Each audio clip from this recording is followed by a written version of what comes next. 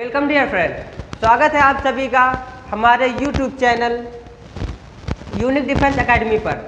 जैसा कि आप लोगों ने देखा कि हमारे कॉम्प्लेक्स नंबर के 3 पार्ट हो चुके हैं। आज हमारा ये है जो चौथा पार्ट होने वाला है और ये कॉम्प्लेक्स नंबर आज द इन होने वाला है। बैंड बज जाएगी आज कॉम्प्लेक्स नंबर की, ठीक है। उसके बाद प्रैक्टिस करेंगे और बहुत सारी चीज़ करेंगे और उसके बाद जो है कौन सा टॉपिक हमें उठाना चाहिए आप लोग कमेंट जरूर करना कि सर कैलकुलस उठाओ या सर परम्यूटेशन कॉम्बिनेशन उठाओ, जो तुम चाहते हो वो कमेंट कर देना। तो आज हमारा कॉम्प्लेक्स नंबर का पार्ट 4 है। आज इसमें केवल 2 या 3 कॉन्सेप्ट है, वो बता देंगे, द एंड हो जाएगा, ठीक है। 15 से 20 मिनट की वीडियो रहेगी। कॉम्प्लेक्स नंबर और पार्ट कितना भाई साहब? पार्ट 4 है। चलिए इस सेशन को शुरू करने से पहले सब लोग फटाफट लाइक करें, शेयर करें और सब्सक्राइब भी कर लें और बेल आइकन को दबाना ना भूलें। जो घंटा होता है, घंटा को दबाएंगे 3 चीज़ आ जाएंगे, उसके बाद ऑल पे क्लिक कर देना, तो हमारी जो नोटिफिकेशन होगी वो आपको समय समय पर मिलती रहेगी। तो इस पर आप कॉम्प्लेक्स नंबर में 2 चीज़ पढ़ना है हमारे हिसाब से। पहला पढ़ना है तुम्हारा आर्ग्यूमेंट, फिर ठीक है, आर्ग्यूमेंट को ही एम्पलीट्यूड कहते हैं। इन दोनों का कभी एक बार इंडिया के एग्जाम में एम्पलीट्यूड आ गया तो अब भैया कुछ लोग जानते हैं कि केवल आर्ग्यूमेंट जानते हैं, तो आर्ग्यूमेंट जो है उसको एम्पलीट्यूड ही कहते हैं, ठीक है। इतना ध्यान रखिए, इसमें से अंतर कुछ नहीं डिफेंस लेवल में। वैसे तो इनमें से अंतर है, आर्ग्यूमेंट और एम्पलीट्यूड में अंतर है, लेकिन वो आपके लेवल का नहीं आता, वो IIT JEE तक का लेवल का आ जाता है। इन दोनों में अंतर हम IIT JEE लेवल का पढ़ा नहीं रहे, और जब पढ़ाएंगे तब इन दोनों में अंतर भी बताएंगे। अभी तो फिलहाल डिफेंस लेवल तक का दोनों को एक ही मानेंगे, ठीक है। और दूसरा जो है, दूसरा मान लेंगे हम लोग क्यूब रूट ऑफ यूनिटी, ये पढ़ना है। इसमें भाई साहब ओमेगा इसका नहीं आता, वही चीज़ होती है। तो सबसे पहले हम लोग आर्ग्यूमेंट देखते हैं। आर्ग्यूमेंट जैसे कोई कॉम्प्लेक्स नंबर है z बराबर a प्लस का IB, ये दिया हुआ है। अब कहेगा what is the argument of z, ये देगा। तो आर्ग्यूमेंट का एक फार्मूला होता है, देखिएगा, tan inverse imaginary part of z बटे रियल पार्ट ऑफ z, ये होता है, ठीक है। तो ये हो जाएगा tan inverse imaginary part of z कितना है b और रियल पार्ट ऑफ z कितना है a। ये फार्मूला होता है आपको कि इमेजिनरी पार्ट में से रियल पार्ट का भाग देना देना। और ये b और a के जो मान होते हैं आपको विदाउट साइन यूज करना है, ये आप लोग नोट कर लें। विदाउट साइन मतलब आपको प्लस में ही लेना है। अगर यहाँ पे माइनस हो तो माइनस नहीं लेना, प्लस में लेना है। अब माइनस होने पर क्या फर्क पड़ता है वो हम जरा देखते हैं। इसको जरा चतुर्थांश समझने की कोशिश करते हैं। ये पहला चतुर्थांश होता है, ठीक, ये दूसरा, ठीक, ये तीसरा, ठीक, ये चौथा। मान लो यहाँ से थीटा की वैल्यू आएगी, tan इनवर्स tan थीटा बराबर थीटा। यहाँ से थीटा की वैल्यू तो आप लोग निकालेंगे। अगर मान लो वो पहले चतुर्थांश में मतलब रियल पार्ट भी प्लस और इमेजिनरी पार्ट भी प्लस, तो ये होगा पहले चतुर्थांश में। पहले चतुर्थांश में जो थीटा की वैल्यू आएगी वही आपका आर्ग्यूमेंट हो जाएगा, ठीक है।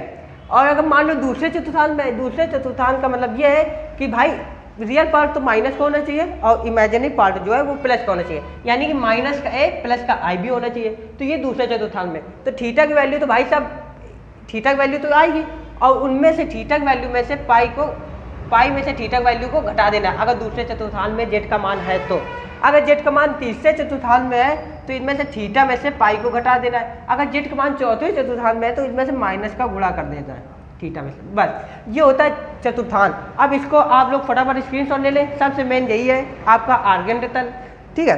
अच्छा देखते हैं, थीटा की वैल्यू नापेंगे तो यहाँ से नापते हैं, यहाँ से ऐसे, तो ये थीटा हो जाता है। अब अगर कोई दूसरे चतुर्थांश में तो यहाँ से नाप लेते हैं, तभी तो पाई 180 में से थीटा घटा देते हैं। अब यहाँ से होगा, यहाँ से ये तीसरे चतुर्थांश में, तो यहाँ से करेंगे पाई थीटा में से पाई घटा देते हैं। अब यहाँ पे होगा तो माइनस का गुणा कर देते हैं ये वाला कोण के लिए, ठीक है। आप लोग फटाफट इसकी स्क्रीनशॉट ले लें, लेकिन एक क्वेश्चन कराएंगे, एक क्वेश्चन से आपको सारे कॉन्सेप्ट क्लियर हो जाएगा। उसके बाद हम लोग चलते हैं आर्ग्यूमेंट, और बाकी जो प्रैक्टिस होगी वो तो आती रहेगी। ये हमारी जो क्लास है वो कॉन्सेप्ट की क्लास है भाई साहब, ठीक है, ध्यान रखिएगा। ये हमारा कॉन्सेप्ट क्लास है, तो इसमें हम सिर्फ कॉन्सेप्ट बताएंगे, प्रैक्टिस आपकी एक सीरीज स्टार्ट करने वाले हैं, ठीक है। चलिए मान लीजिए कॉम्प्लेक्स नंबर है z और z बराबर दिया है 1 प्लस का i, दिया है कि नहीं? अगर मान लो आपसे पूछे कि आर्ग्यूमेंट ऑफ जेड बताओ, तो सबसे पहले थीटा की वैल्यू निकालो। कैसे? tan इनवर्स इमेजिनरी पार्ट कितना है 1, रियल पार्ट कितना है 1, तो ये हो जाएगा आपका tan इनवर्स 1 का भाग 1 में देंगे तो 1 ही रहेगा।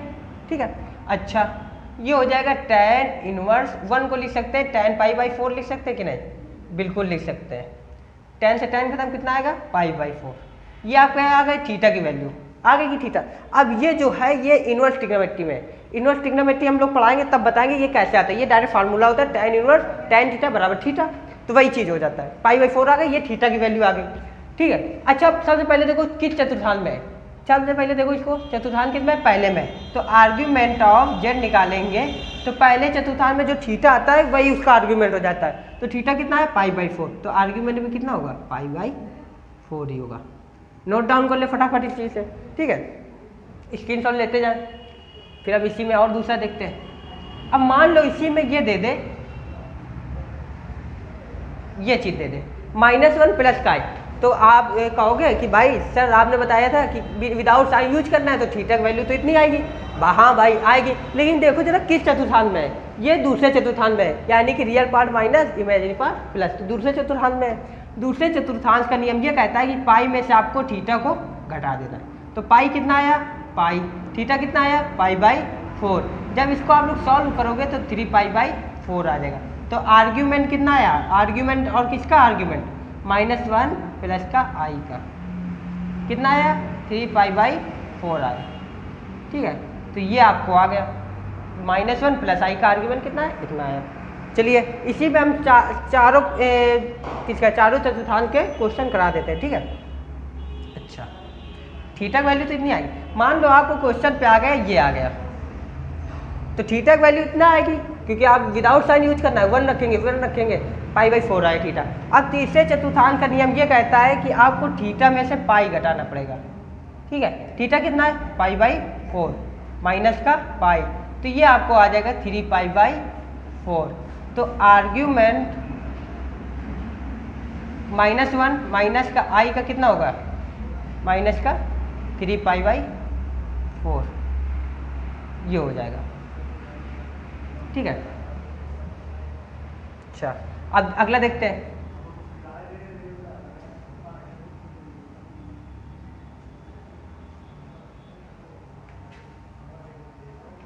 अगला चलो जेड में चौथा वाला बचा, तो चौथे के लिए 1 माइनस का आई कर देते हैं। ठीक है, अच्छा आर्ग्यूमेंट अगर आपसे पूछे तो आर्ग्यूमेंट जेड पाई कितना आया था, थीटा कितना आया था, इतना आया था कि नहीं, इसका विदाउट साइन यूज कर लेंगे।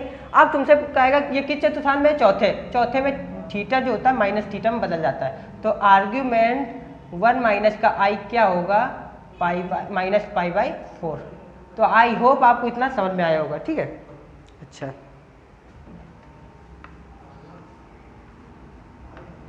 चलिए तो कॉम्प्लेक्स नंबर की कुछ बेसिक प्रॉपर्टी वो देख लेते हैं।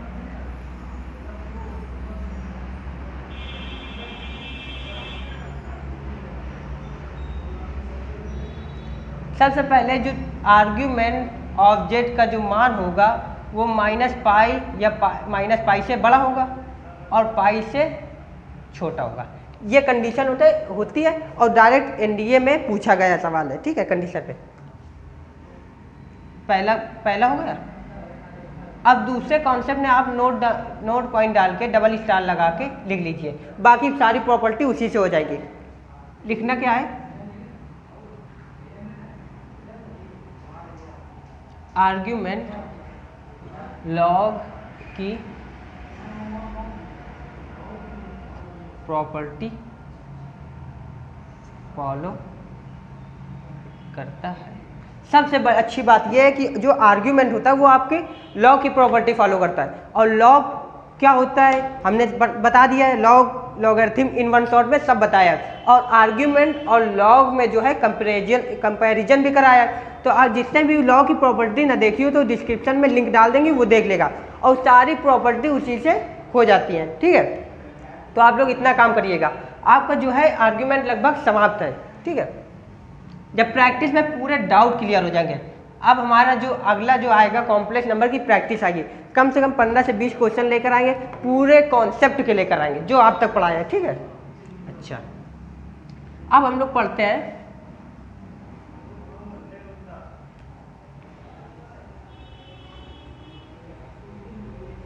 Cube root of unity.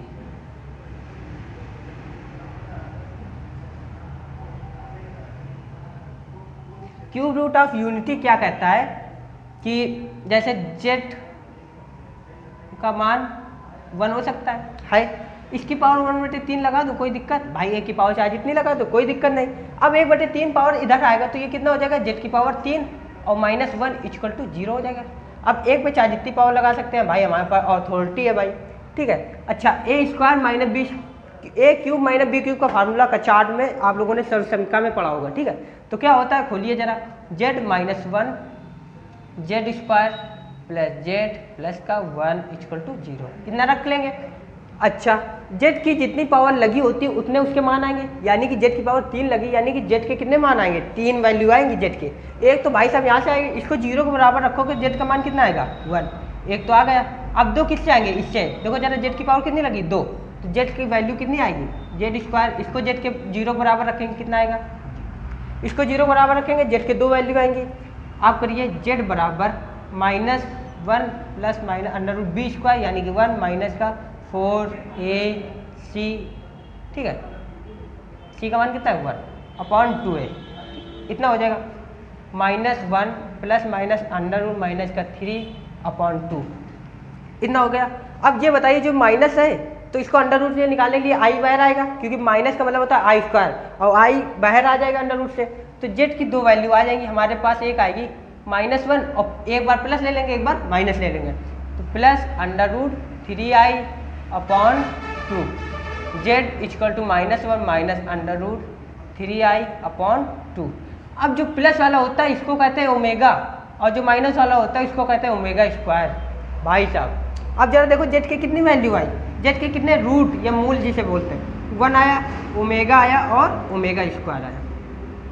यही है भाई साहब cube root of unity. Z के 3 वैल्यू है, 1 ओमेगा और ओमेगा स्क्वायर। इससे कुछ सवाल बनता है, जरा देख लीजिए। हाँ, पहली प्रॉपर्टी ये लिखिए कि अगर हम ओमेगा का बार निकालते हैं तो वो आता है ओमेगा स्क्वायर, अगर हम ओमेगा स्क्वायर का बार निकालते हैं तो वो आता है ओमेगा। मोस्ट इंपॉर्टेंट प्रॉपर्टी यहाँ से लिख लीजिए, ठीक है। अच्छा, देखते हैं।